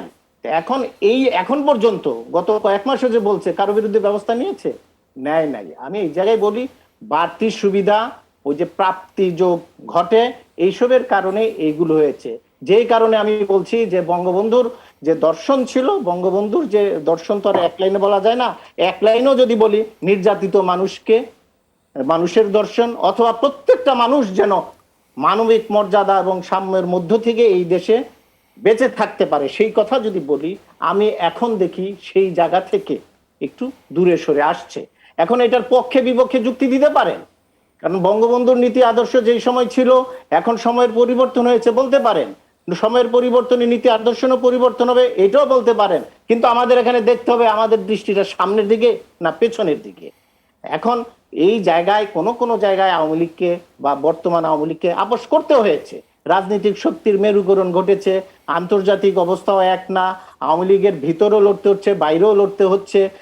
এই জায়গায় শেখ হাসিনাকে একবার ওই যেটা আনোয়ার স্যার বললেন যে ধর্মনিরপেক্ষতা নাই, 2 পা এগিয়েছে 1 পা পিছিয়েছে। তারপরও আমি যদি বলি, আওয়ামী লীগকে বা বঙ্গবন্ধুর আদর্শকে মনের ভিতর থেকে ধারণ করে একমাত্র তৃণমূলের কর্মীরা আর আওয়ামী লীগের সভানেত্রী। আমি তো আর কাউকে এইভাবে ভিতর থেকে, মানে এটা দেশকে ভালোবেসে যদি আপনি রাজনীতির কথা বলেন, সেই জায়গাটা আমি দেখি মানুষজন কমে গেছে। কারণ বঙ্গবন্ধুর আদর্শ কর্ম থেকে শিক্ষা নিয়ে এটা নিঃস্বার্থভাবে যদি রাজনীতির কথা বলেন, যেটা বঙ্গবন্ধু করতেন, নিঃস্বার্থ রাজনীতিবিদের সংখ্যা কমে গেছে। এটা এখন আমার রাজনীতিবিদ বন্ধুরা বা বড় ভাইরা যতই আপত্তি করেন, আমাকে এইটাও দেখতে হবে গুণগতভাবেও রাজনীতিতে কতটা পরিবর্তন এসেছে। এটা কি আমরা ভাবি? আমরা তো ভাবি না। এই জায়গাটায় আমার মনে হয় আওয়ামী লীগকে এখন চিন্তা করতে হবে, যেটা 2014 সাল এবং 2018 সালে আওয়ামী লীগ যে কথা বলেছিল, দুর্নীতির বিরুদ্ধে 0 টলারেন্স, এই আওয়ামী লীগের পক্ষে সেটা সম্ভব ছিল। কেন সম্ভব ছিল আমি বলি, ফিরোজ ভাইয়ের সামনেই বলি। বিরোধী দল ফিরোজ ভাইরা, এই বিরোধী দল সরকারকে সমর্থন দিচ্ছে, গণমাধ্যম সরকারের সমর্থনে, সিভিল মিলিটারি ব্যুরোক্রেসি পুরোটা সরকারের সমর্থনে, পুরোটাই এখন আওয়ামী লীগের সরকারের ইতে আছে। তো এত শক্তিশালী আওয়ামী লীগ এখন এই 2, 4, 10, 20 জন দুর্নীতিবাজের বিরুদ্ধে ব্যবস্থা নিতে পারে না কেন? ধন্যবাদ। জায়গাটায় আপনার প্রশ্নটা আসতে হবে। জি, অধ্যাপক মিজানুর রহমান, জনাব জাহিদুল হাসান পিন্টু যেই কথাটি এখন বললো যে আপনার এত বড় আওয়ামী লীগ, এত শক্তিশালী আওয়ামী লীগ, কিন্তু তাহলে এই হাতে গোনা কয়েকটি দুর্নীতিবাজ কিংবা আপনার এই যে অপরাধী, এদেরকে কেন ধরতে পারে না? আমরা আপনার কাছ থেকে এই প্রশ্নের উত্তরটি নেব, তার আগে দু একটি ফোন নিয়ে আসি। অনেকক্ষণ অপেক্ষা করছি। দর্শক কে বলছেন, কোথা থেকে বলছেন, ঝটপট প্রশ্নটি করে ফেলুন। জি, আসসালামু আলাইকুম। ওয়ালাইকুম আসসালাম। আমি জহির রায়হান বলছিলাম, নির্বাহী সম্পাদক বাংলা নিউজ .com। আমার প্রশ্নটা হলো, মুজিব জন্মশতবার্ষিকী উপলক্ষে প্রধানমন্ত্রী প্রতিশ্রুত যে ঘরগুলো বিতরণ করা হয়েছে দুস্থদের মাঝে, এই যে একটা কলাপস হলো, দুর্নীতি হলো সারা বাংলাদেশ ব্যাপী, এইটার মূল কারণ ছিল আমলাতান্ত্রিকতা। কারণ যে কমিটির মাধ্যমে এই ঘরগুলো বিতরণ, জায়গা নির্ধারণ এবং কনস্ট্রাকশনের কাজ করা হয়েছে সম্পূর্ণ আমলাতান্ত্রিকতা। বঙ্গবন্ধুর আদর্শের বাংলাদেশ, এটাকে যদি পূরণ করতে চাই, তাহলে কি আমলাতান্ত্রিকতা থেকে বের হয়ে তার কোনো মানে বুদ্ধি আমাদের বর্তমান সরকার করছে না?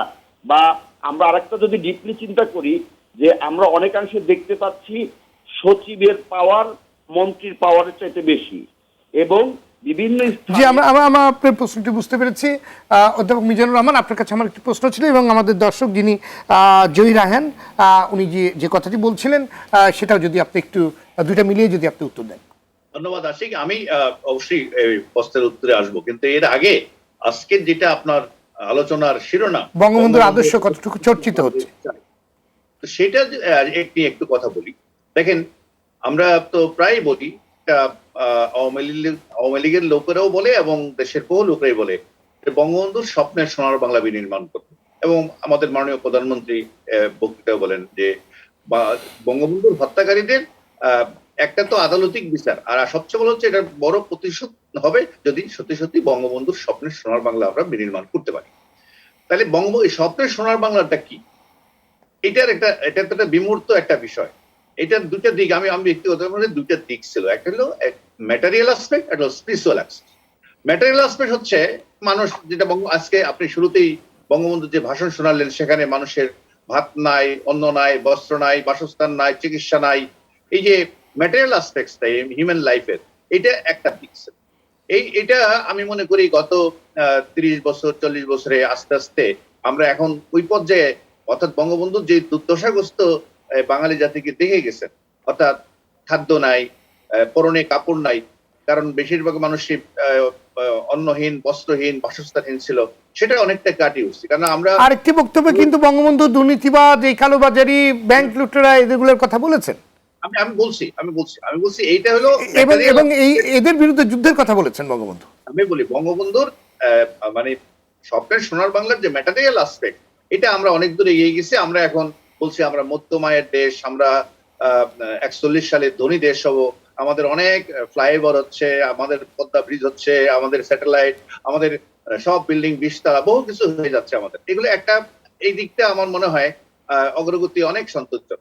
কিন্তু যেখানটায় বড় সমস্যা, স্পেশাল এত উন্নতি হচ্ছে, তার চোরের সংখ্যা কমছে না কেন? আমি বলতে দেন, আমি বলছি যে স্পেশাল অ্যাসপেক্টটা কি ছিল, যে একটা অসাম্প্রদায়িক সাম্য, যেটা আপনি তো ভাই বলছেন, অসাম্প্রদায়িক বাংলাদেশ, সাম্যের বাংলাদেশ, মানবিক বাংলাদেশ, এই তিনটা জায়গায় যদি আসে, যে অসাম্প্রদায়িকতা, আমরা আসলে যত কথাই বলি না কেন, সাম্প্রদায়িকতা শুধু কেবল ধর্মে না, আমাদের যে একটা অসাম্প্রদায়িকতা বলে আমাদের বিভিন্ন সম্প্রদায়, অর্থাৎ পুলিশ যদি একটা সম্প্রদায় হয়, আর্মি যদি একটা সম্প্রদায় হয়, আমলারা যদি একটা সম্প্রদায় হয়, রাজনীতিবিদ সম্প্রদায় হয়, এই সম্প্রদায়গুলোর মধ্যে সাম্প্রদায়িকতা প্রচন্ড রকম ভাবে আসে। প্রত্যেকটা লোক আরেকটা সম্প্রদায়কে মনে করে তারা চোর, তারা বাটপার। এই যে একটা সাম্প্রদায়িক মনোভাব কেবলমাত্র হিন্দু মুসলমানের মধ্যে না, এই যে রাজনীতিবিদ আর কেনা বলা হয় আমলাদের মধ্যে দুটো সম্প্রদায় আমরা হয়ে গেছি।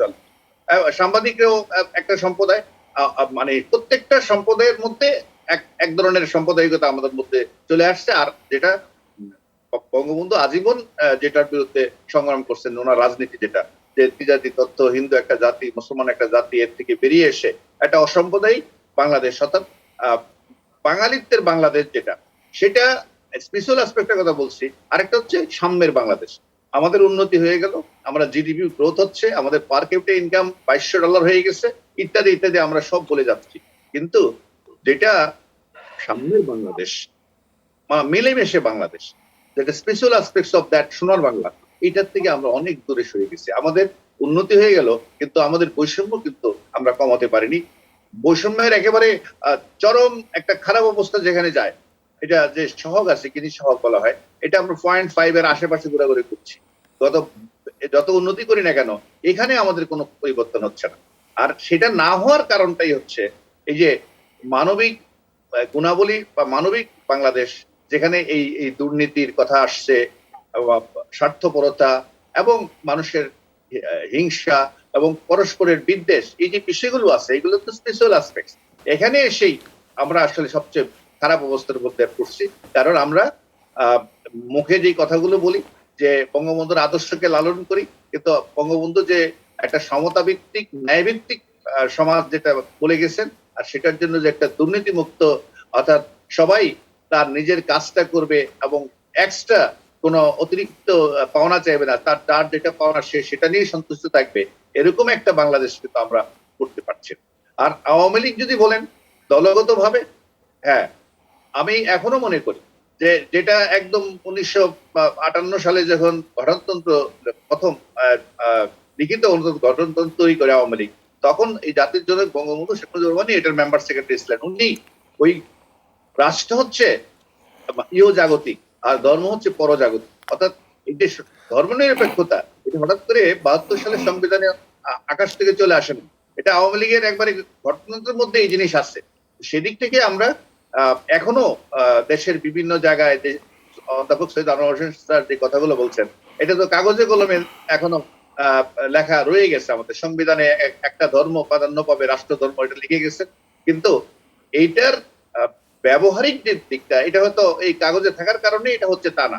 আমরা যখন এটা ইভেন যখন এটা রাষ্ট্রধর্ম ইসলাম ছিল না, তখনও কিন্তু আমরা বিভিন্ন জায়গায় বিভিন্ন ধরনের ঘটনা আমরা দেখছি। দুর্বলদের প্রতি, সংখ্যালঘুদের প্রতি যে অত্যাচার, এটা কিন্তু গত 40 বছরে কোনো না কোনো বছর কোনো না কোনো জায়গায় আমাদের দেশে সবসময় এটা হয়ে আসছে, এবং সেখানটাই আমাদের আসলে অনেক কাজ করার আছে। আরেকটা হচ্ছে এই আমাদের যত উন্নতি আমরা করি না কেন, যদি আমরা মুক্তিযুদ্ধের যে আদর্শ, যে অত বঙ্গবন্ধুর সোনার বাংলার যে স্পেশাল অ্যাসপেক্টটা, সবাই মিলে বাংলাদেশ, আমরা কয়জনের বাংলাদেশ না, আমরা রাজনীতিবিদ অথবা যারা খুব উচ্চ পর্যায়ে চলে আসলাম, আমরা বাংলাদেশের সমস্ত সুবিধা ভোগ করব আর বাকিরা বঞ্চিত থাকবে, এটা কোনো বাংলাদেশ না। এবং এরকম যদি চলতে থাকে, তাহলে যতই আমরা উন্নয়ন করি না কেন, সেই উন্নয়নটা টেকসই হবে।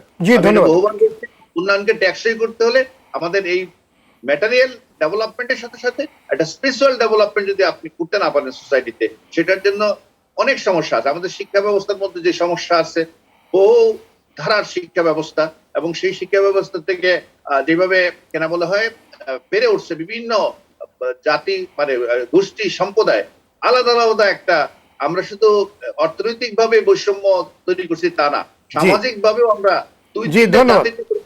সামাজিক ভাবেও আসলে সবাই বাঙালি নাই আমরা। জি, ধন্যবাদ। ধন্যবাদ আপনাকে। সময় থাকলে আপনার কাছে আমি আবার আসবো। ব্যারিস্টার তানজিবুল আলম, এই করোনার মধ্যে আমরা যখন দেখি তরুণদের কেউ কেউ পকেটের টাকা খরচ করে কিংবা কোনোভাবে জোগাড় যত্ন করে দারিদ্র মানুষের মুখে খাবার তুলে দিচ্ছে, পাশে দাঁড়াচ্ছে, তখন আমরা আশাবাদী হয়ে উঠি। সেই তরুণরা গর্বের সঙ্গে স্বীকারও করছে যে তারা বঙ্গবন্ধুর আদর্শে উজ্জীবিত হয়ে মানুষের পাশে দাঁড়াচ্ছে, কিন্তু এটা যেন বিচ্ছিন্ন ঘটনা হয়ে আছে, নিত্যদিনের ঘটনা হয়ে উঠতে পারছে না। এটাকে আপনি কিভাবে দেখছেন? ধন্যবাদ। এতক্ষণ তো অনেক সম্মানিত ব্যক্তিবর্গ আলোচনা করেছেন। আমি সবার শেষে সুযোগটা পেলাম। আমার বিশেষ কিছু যোগ করার নাই। আপনি যে প্রশ্নটা করেছেন, সেই প্রশ্নটার উত্তর দিতে গেলে আমার কাছে যে আপনারা আজকের আলোচনার যে বিষয়টা রেখেছেন, যে আমরা বঙ্গবন্ধুর আদর্শ কে বাস্তবায়ন করতে পারছি কিনা, কিংবা আমাদের যে বর্তমানে রাজনৈতিক চর্চা, বিশেষ করে অসংখ্য বঙ্গবন্ধুর নামে কিংবা বঙ্গবন্ধুর পরিবারবর্গ সহ বঙ্গকে ঘিরে ব্যবসা করার যে একটা প্রবণতা, সেটা আমাদের রাজনৈতিক জীবনে কিংবা সামাজিক জীবনে কতটুকু প্রভাব ফেলছে এবং এটা আমাদের সংস্কৃতিতে কতটুকু প্রভাব ফেলছে। তো এই বিষয়গুলো চিন্তা করতে গেলে আমরা মানে একটা সহজ একটা কথা আছে, সেটা হচ্ছে যে একটা জাতি আসলে তার সংস্কৃতি তেমনই হয় যখন যেটা তারা সবাই মানে সম্মিলিতভাবে লালন করে। এখন আমরা কি লালন করি, আর বঙ্গবন্ধু আপনার তার রাজনৈতিক জীবনে আদর্শ হিসেবে কি স্থাপন করেছেন। বঙ্গবন্ধুর আদর্শ বিষয়টা নিয়ে যদি আমরা অনেক ইন্টারপ্রিটেশন করতে যাই, বিভিন্ন তাত্ত্বিকরা বিভিন্নভাবে সেটা ইন্টারপ্রিটেশন করবেন। বাট আমি কোনো ইন্টারপ্রিটেশনে যেতে চাই না, কারণ বঙ্গবন্ধুর আদর্শ কি হতে পারে সেটা তিনি 3টা বই লিখেছেন। আমরা যে 3টা বই পেয়েছি, যে আমার দেখা চীন, রাজবন্দির রোজ নামচা আর অসমাপ্ত আত্মজীবনী, এই 3টা বই যদি আমরা পড়ি, এখানে একটা জিনিস আমার কাছে, যেন আমি ইন্টারপ্রিটেশনে যাচ্ছি না, এই 3টা বইদের মধ্যে তার চিন্তার যে রিফ্লেকশনটা সেটা আমরা পাই। একটা জিনিস উনি আপনার অসমাপ্ত আত্মজীবনীতে বলেছেন যে উনি যখন ইসলামিয়া কলেজে পড়তেন তখন আপনার আবুল হাসিম সাহেবের একটা পাঠচক্র টাইপের ছিল, তাত্ত্বিকরা ওখানে গিয়ে পার্টিসিপেট করতেন। তখন উনি বলতেন যে আমি ওখানে গিয়ে ঘুম চলে আসতো, মানে আমি বোর ফিল করতাম, কারণ এরা সবাই খালি কপচায়, মানে তত্ত্ব কপচায়, আমি হলাম গিয়ে মাঠের মানুষ, so I M a man of action. তখন আপনি যদি বঙ্গবন্ধুর আদর্শ নিয়ে যদি আপনি গবেষণা করতে চান, অনেক অভিসন্দর্ভ লিখতে পারবেন, কিন্তু আপনি যদি তার জীবনটা দেখেন তাহলে আমার মনে হয় সবচেয়ে তার আদর্শটা কি সেটা উনি তার জীবন দিয়ে প্রমাণ করে গেছেন। সেই আদর্শটা হচ্ছে তার প্রতিটা কর্মকাণ্ডে তিনি কখনো আমি অমুক পোস্ট হোল্ড করে অমুক লাভ আমার ঘরে নিয়ে আসবো, আমি মন্ত্রী হইতে চাই, আমি পার্টির সেক্রেটারি হইতে চাই, কিংবা আমি পার্টির সভাপতি হইতে চাই, এবং আমি কোনো একটা পোস্ট হোল্ড করে নিজের উপকার করব, এই জিনিসটা জীবনেও কখনো করেন নাই। এবং আপনি যদি তার কর্মকাণ্ড দেখেন তাহলে দেখবেন সবসময় যে রাজনৈতিক বাস্তবতায় যেই কাজটা করলে জনগণের অধিকার প্রতিষ্ঠা হবে, তিনি নিজেকে স্যাক্রিফাইস করে সেই কাজটাই করেছেন। আপনি যুক্তফ্রন্টের নির্বাচনের পরে মন্ত্রিত্ব ছেড়েছেন পার্টির সেক্রেটারি হওয়ার জন্য। পার্টির যখন উনি সেক্রেটারি হন তখন আপনার সারা জীবনের বৃহৎ একটা অংশ জেলে কাটিয়েছেন শুধুমাত্র রাজনীতি করার জন্য। আপনি তার যে ব্যাপক রাজনৈতিক জীবন, ক্ষমতা ছিলেন মাত্র 3 বছর কি 3.5 বছর। তার মানে এখন আপনি যদি তাকে কিভাবে বিবেচনা করবেন, ওই 3 বছরের ক্ষমতা দিয়ে বিবেচনা করবেন, নাকি তার সারা জীবন যে কর্মের মাধ্যমে নিজেকে প্রতিষ্ঠিত করেছেন সেটা দিয়ে বিবেচনা করবেন? তার কর্ম যদি তার আদর্শ হয় তাহলে সেখানে আছে যেটা মিজান ভাই বলছিলেন যে আদর্শ রাজনীতির মধ্যে যে আমি এটাকে বলে যে আপনার রুহানিয়ত নিয়ে আসা, যে একটা ফিলোসফিক্যাল যে বিলিফ, সেটা হচ্ছে যে সাম্যের রাজনীতি, যে সমাজে যারা নিপীড়িত আছে তাদের অধিকার প্রতিষ্ঠা করা, সমাজে যারা মার্জিনালাইজ আছে তাদেরকে এই ধরনের একটা বোধ যে তারা জাতিরই অংশ এবং তারা কোনোভাবে লেফট আউট না। কারণ যাদের পয়সা আছে, যারা সকল শিক্ষিত কিংবা যারা ক্ষমতার বলয়ের মধ্যে আছে, তারা নিজেদের টেক কেয়ার নিজেরা করতে পারে, কিন্তু তাদেরকে টেক কেয়ার করতে গিয়ে সাধারণ জনগণ যারা আছে তারা যে লেফট আউট হয়, উনি সবসময় সেই ইনক্লুসিভ রাজনীতির কথাই বলেছেন। সেই জন্য ওনার রাজনীতিতে সবসময় সাম্যের কথা এসেছে। আমরা এখন যেমন আমরা যেটা বলতেছি, যে কারণ আমরা এখন এটা দেখতেছি যে পোস্টার সংস্কৃতি বলেন, এতগুলো সংগঠন হয়ে আসছে, সবগুলোর মূলে রয়েছে এগুলা করে কোনো না কোনো ভাবে রিওয়ার্ডেড হয়েছে। যখন একজন শুরু করেছে, দেখে যে ক্লানের মানে সাম্প্রদায়িক রাজনীতির আমি মানে আপনার যে আন্ডারস্ট্যান্ডিং এর জন্য আমার বলে ক্ল্যানিজম, যে আমি ক্রনিজম, যে আমি আমার গোষ্ঠীর স্বার্থ রক্ষা করে। বঙ্গবন্ধু যে জিনিসটা কখনোই চান নাই। আমরা কিন্তু এখন বর্তমানে রাজনৈতিক চর্চায় এই গোষ্ঠী স্বার্থটাকেই প্রাধান্য দিই। সেই জন্য আপনার প্রতিটা পেশার জন্য একটা করে অঙ্গ সংগঠন বানিয়েছে, কারণ এটা আমাদের পারপাস সার্ভ করে। কিন্তু আমাদের রাজনৈতিক নেতৃত্ব তো কখনোই জিনিসটাকে ডিসকারেজ করে নাই। এখনো পর্যন্ত একজন লোককে পাবেন না যে কিনা পানিশড হয়েছে, যে সারা রাস্তা সে পোস্টারে ছেয়ে দিয়েছে। যে আপনার সেটা তো একদিক থেকে তো ধরেন আপনার এনভায়রনমেন্টাল ডিগ্রেডেশন আছে, যে এটা আসলে মানে পরিবেশ বিরোধী একটা কর্মকাণ্ড। কিন্তু সব সময় দেখেছে কেন একজন পাতি নেতা মানে 1000টা ছবি দিয়ে পোস্টার ছাপায়, কারণ সে মনে করে এটা হচ্ছে তার, এটার বেনিফিটটা সে অন্যদেরকে দিয়ে দেখেছে। তো যে কাজটা বেনিফিট নিয়ে আসে সেটা অন্য যদি চর্চা করে আপনি তাকে দোষ দিতে পারবেন না। এখন এই কাজটাই তো আমাদের আসলে রাজনীতিটাকে ছেয়ে ফেলছে, কিংবা গণমানুষের যে রাজনীতি সেটাকে আমাদের রাজনীতিকে দূষিত করছে। তো আমরা যদি এটা বিতরণ করতে চাই, বঙ্গবন্ধুর আদর্শ যদি আমরা লালন করতে চাই, তাহলে আমাদেরকে ওই এক্সাম্পলটা তৈরি করতে হবে যে নতুন ভৈফর রাজনীতিবিদ যদি হয়।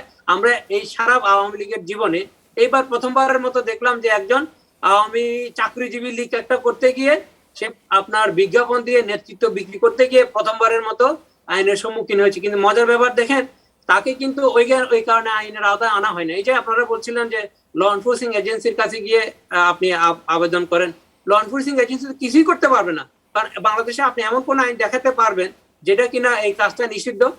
এই কাজটা যদি নিষিদ্ধ না হয় তাহলে ল এনফোর্সিং এজেন্সির কাছে গিয়ে আপনি যে তাকে বন্ধ করতে বলবেন, তখন ল এনফোর্সিং এজেন্সিকে অন্য একটা ধারা, এরকম আপনার মদের ধারা, ইয়াবার ধারা নিয়ে এসে তাকে ব্যবস্থা করতে হবে। আপনি যদি প্রকৃতপক্ষে আইনে না থাকুক, রাজনীতিতে ব্যারিস্টার তানজিবুল আসতে- তানজিবুল আলম, ব্যারিস্টার তানজিবুল আলম, আইনে না থাকুক, দলগুলো কি করছে, দলগুলো কি দেখছেন সেগুলো যে এটাকে কাজে লাগিয়ে সে আসলে এটাকে বিক্রি করছে? জি, দেখেন এই যে দলগুলো যে কাজে লাগিয়ে বিক্রি করছে সেটা তো একেবারে মানে দিনের আলোর মতো প্রতিষ্ঠিত। কারণ এই কাজগুলা যদি প্রথমে আপনার উপকার না হইতো তাহলে তো কেউ তো এই উদ্যোগটা নিত না। তার মানে যারা এই উদ্যোগটা নেয় তারা এটুকু বিশ্বাস করে আমি এই কাজটা করলে লাভবান হবো, এবং অনেকে লাভবান হয়েছে। আপনি দেখাতে পারবেন এরকম ভুরি ভুরি উদাহরণ আছে, এই কাজগুলা করে হঠাৎ করে নেতা হয়ে গেছে, হঠাৎ করে আপনার এমপি মিনিস্টার নমিনেশন পেয়ে গেছে, কিংবা আপনার মহিলা হলে পরে আপনার সংরক্ষিত আসনে নমিনেশন পেয়েছে। তো এই কাজগুলা তার মানে হচ্ছে কি পার্টি কোনো না কোনো ভাবে এই ধরনের অপকর্মকে রিওয়ার্ড করতেছে। কারণ পার্টির নেতৃত্বের মধ্যে এই ধরনের লালন পালনের যে একটা অভ্যাস আছে। কারণ একজন আপনি দেখবেন বড় লিডাররা যখন মিটিং এ যায় তখন নিজেরাই আশা করে যে তার নামে রাস্তায় রাস্তায় আপনার ব্যানার দেওয়া হবে। তখন নেতারা যদি না করে এই কাজটা, তখন ওই নেতাকে তখন দোষারোপ করে, তুই তো আমি আসতেছি একটা পোস্টারও তো ছাপাইলি না। তখন ওই পাতি নেতা ওই কিউটা পায়, সে এটাও শিখে যে আমার চেয়ে বড় নেতা আসলে পরে তার নামে পোস্টার ছাপাবো, এবং আমার চেয়ে ছোট নেতা যারা আছে তাদেরকে বলবো আমি গেলে তোরা পোস্টার ছাপাবি। তো আমি তো কালচারটাকে এভাবে গড়ে তুলেছি। তো আমরা যদি এখন সম্মিলিত ভাবে, এখন আপনি বলতে পারেন যে বিড়ালের গলায় ঘন্টাটা কে বাঁধবে। এখন আপনি দেখেন বিড়ালের গলায় ঘন্টা বাঁধার ক্ষমতা তারই আছে যার কাছে কিন্তু ওই রশিটা আছে। তো জি। আমরা যত এখানে আস্ফালন করি না কেন, রাজনীতি আমাদের পার্টি থেকে যদি এই ধরনের একটা সম্মিলিত সিদ্ধান্ত না আসে যে আমরা এই জিনিসটাকে নিরুৎসাহিত করব, এবং শুধু নিরুৎসাহিত মুখে করব না, আমরা দৃষ্টান্ত না, পার্টি স্থাপন থেকে করে তো দেব। সিদ্ধান্ত কালকে থেকে দিচ্ছে, দেখবেন সব প্রশ্ন পার্টি বন্ধ থেকে হয়ে তো যাবে। সিদ্ধান্ত দিচ্ছে, কিন্তু মানে সেগুলো বাস্তবায়ন হচ্ছে না। না, কি সিদ্ধান্ত এই সিদ্ধান্তে কি সিদ্ধান্ত সিদ্ধান্ত দেওয়ার দিচ্ছে? মধ্যে ফাঁক সিদ্ধান্ত আছে। তো পুলিশকে দিচ্ছে। কাগজ যে হ্যাঁ। পুলিশে আমরা বলছি যে এইটার বিরুদ্ধে ব্যবস্থা নিতে, এইটা একটা ব্রেক টার্ম পুলিশে দিয়েছে। এই সমস্ত হলো তাদেরকে আরো উৎসাহিত করা। পুলিশ কি করবে? পুলিশের যে আমাদের আলোচনা একদম দায়িত্ব শেষ তো পর্যায়ে, আমাদের হাতে সর্বসাকুল্যে আপনার 6 মিনিট সময় রয়েছে। জনাব ফিরোজুর রশিদ এমপি, আমি একটু কথা বলি। বঙ্গবন্ধু সুবিধাবাদীদের বিরুদ্ধে, চোরা কারবারিদের বিরুদ্ধে, অর্থ পাচারকারীদের বিরুদ্ধে শক্ত বলতেছি, অবস্থান শোনো। নিয়েছিলেন, ঘরে ঘরে দুর্গ গড়ে তুলতে বলেছিলেন। এখন কেন আমরা সেই শক্ত অবস্থান নিতে পারছি না? একেবারে ছোট্ট করে যদি মানে একদম এক মিনিটের মধ্যে শেষ করতে হবে। এইটা দুর্গ টুর্গ করার সময় এখন নাই। বর্তমানে প্রেক্ষাপটে এখন দুর্গ করার সময় নাই। বর্তমান সুশীল সমাজের একটি ধারণা যে আওয়ামী লীগ না করাটা একটা অপরাধ, রিরিক পড়ে গেছে আমরা দেখি। অর্থাৎ এখানে নির্ভর কেউ নেই, এটাও সমাজ পতনের একটা মূল কারণ। আমি প্রফেসর আনোয়ার সাহেবের একটা বক্তব্য, দীর্ঘ বক্তব্য আমি খুব মনোযোগ দিয়ে শুনছি। উনি অনেক কথা বলেছেন, খুব সব ভালো কথা, রাষ্ট্রধর্ম ইসলাম সম্পর্কে কথা বলেছেন। আমি সেখানে সামান্য কিছু বলবো, কিন্তু তার আগে আমার নেতা এরশাদ সাহেবের শরীরচার বলছেন বারবার।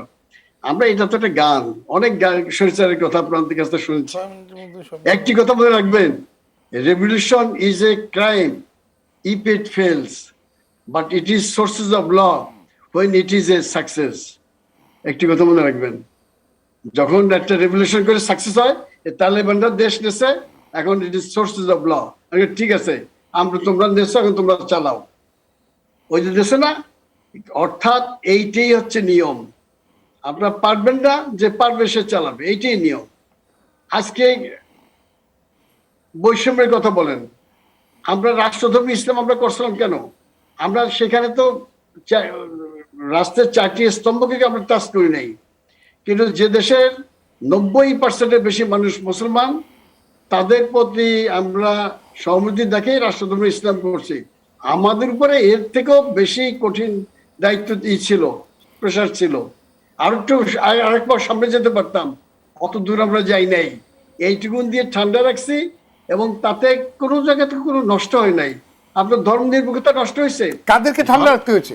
ভারতের ধর্ম নিরপেক্ষতা হয়ে গেছে, কিন্তু সেইখানে কি আমরা দেখতেছি, একটু গরু গোস্ত খাই দিকে পিটিয়ে মানুষ মারতেছে। সুপ্রিম কোর্টে রায় দিয়েছে যে গরু খাওয়া যাবে এখন।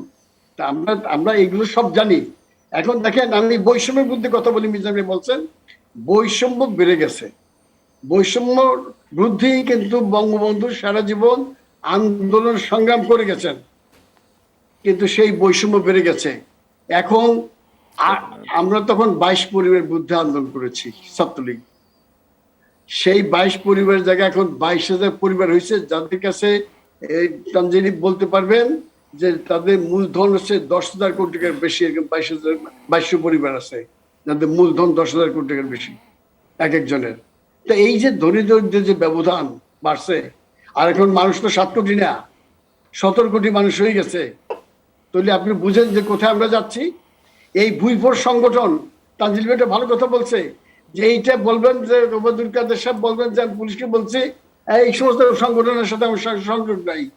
প্রত্যেকটা মন্ত্রী এই সমস্ত সংগঠনে একাধিকবার গেছেন, অতএব তাদের পিছনে স্লোগান দেন। এইটা বন্ধ করতে একটা আইন করতে হবে যে নো, এই কয়টা সংগঠনের বাইরে আর কোনো সংগঠন থাকবে না। আর আইন করতে হবে যারা পোস্টার দেয় তাদেরকে ওই যে 5 আইনে ধরতে হবে। আমাদের সিটি মেয়র সাহেব তাদের অ্যারেস্ট করতে পারেন, যার নামে পোস্টার থাকবে পুলিশ ওকে অ্যারেস্ট করবে। এটা আইন করুক না।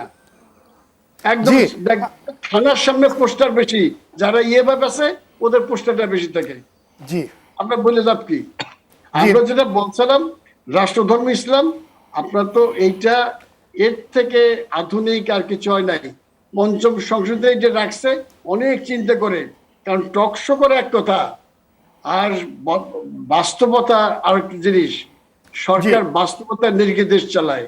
ধন্যবাদ। আমাদের হাতে একদম সময় নেই। জি, অন্য একটি আলোচনায়, মানে আসলে অনেক বড় আলোচনা, এই নিশ্চয়ই আমরা আবারও কোনো আলোচনায় এই বিষয়গুলো নিয়ে আলোচনা করব। অধ্যাপক সৈয়দ আনোয়ার হোসেন, সুবিধাবাদীদেরকে আমরা ঠেকাতে পারি কিভাবে? যারা এই যে বঙ্গবন্ধুর আদর্শের কথা বলে এই দুর্নীতি করছে কিংবা আদর্শচ্যুত হচ্ছে, এদের বিরুদ্ধে কি ব্যবস্থা নেওয়া যেত? একেবারে ছোট্ট করে যদি বলেন, আমাদের হাতে একেবারে সময়। মাননীয় প্রধানমন্ত্রীর একটি ইচ্ছাই যথেষ্ট। 1, 2, বঙ্গবন্ধু প্রায় 3টি কথা বলতেন: আত্মসমালোচনা করুন, আত্মসংযম করুন, আত্মশুদ্ধি করুন।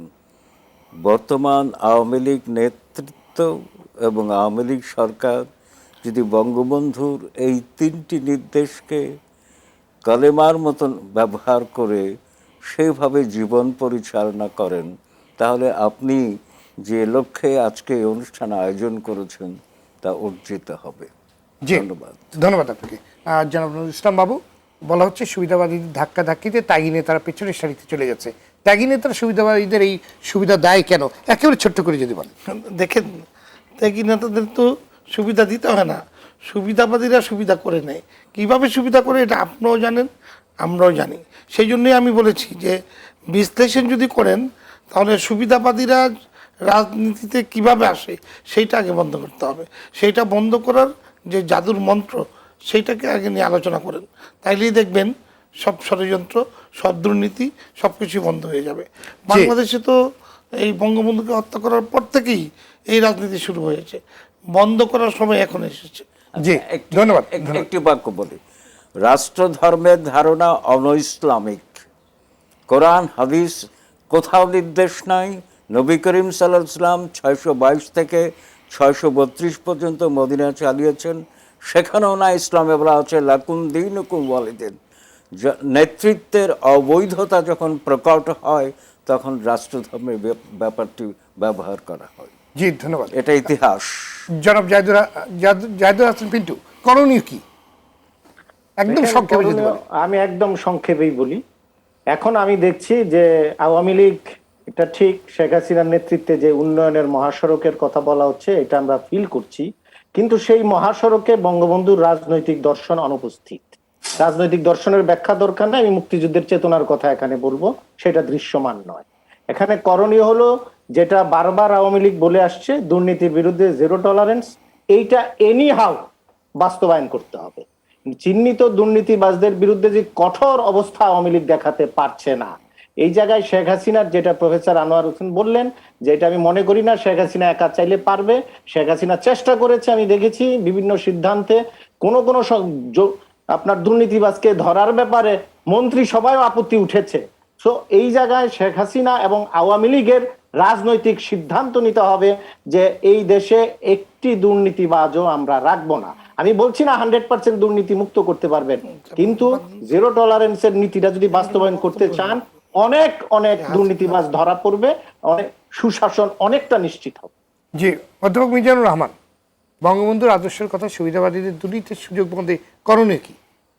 প্রথমে বলি, যেটা এই গণতান্ত্রিক রাজনীতিতে সবচেয়ে বড় স্টেক হোল্ডার হচ্ছে রাজনৈতিক দল।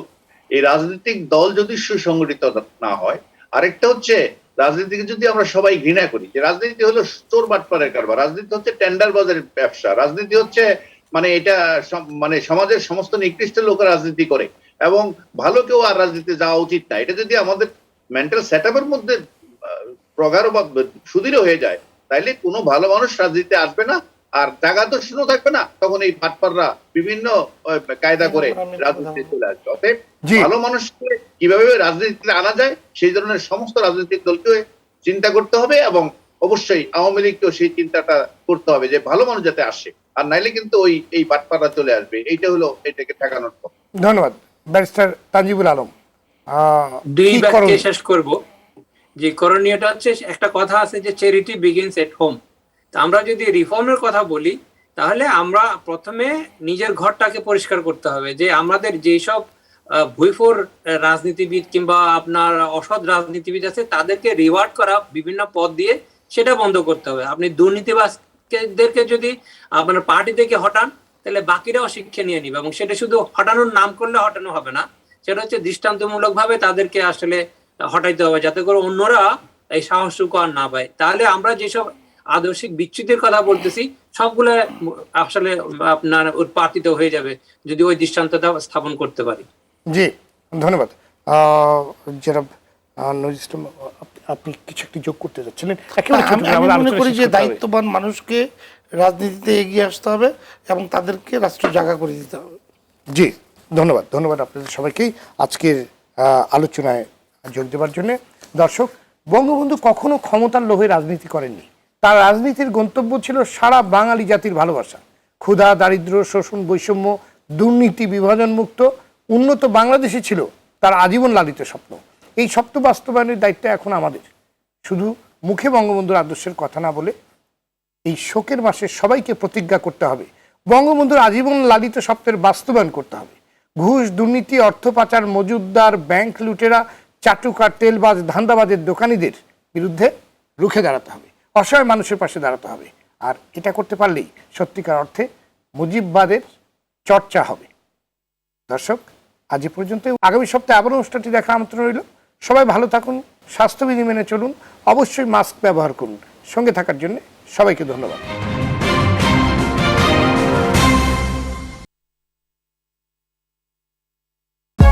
For more updates, subscribe and press the bell icon on YouTube app and never miss another update.